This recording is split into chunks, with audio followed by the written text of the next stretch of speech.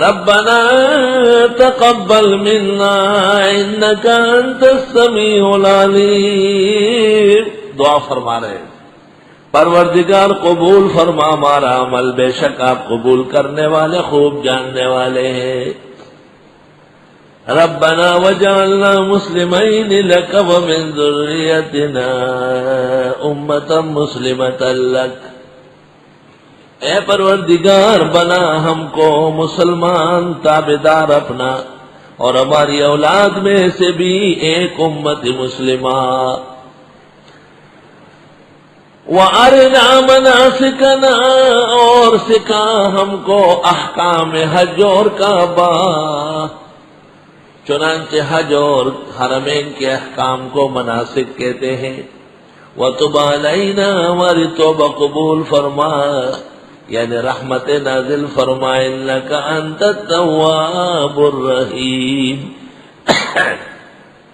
بے شک آپ خوب توبہ قبول کرنے والے رحم والے ہیں.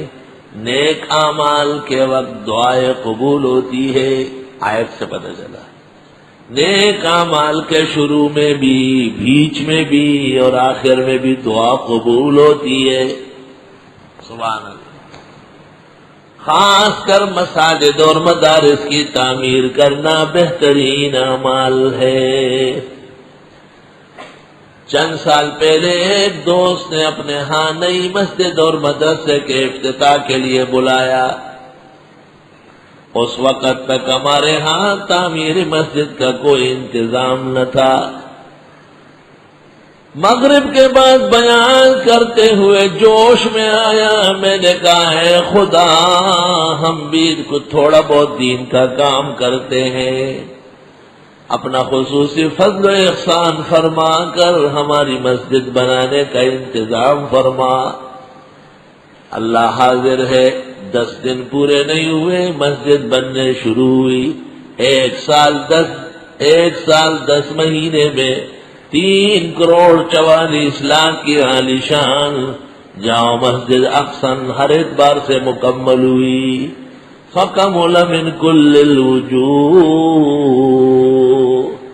رب اوزینی ان اشکر نعمتک التی انعمت علی وعلی والدی وان اعمل صالحا ترضى وادخلنی برحمتک فی عبادک الصالحین.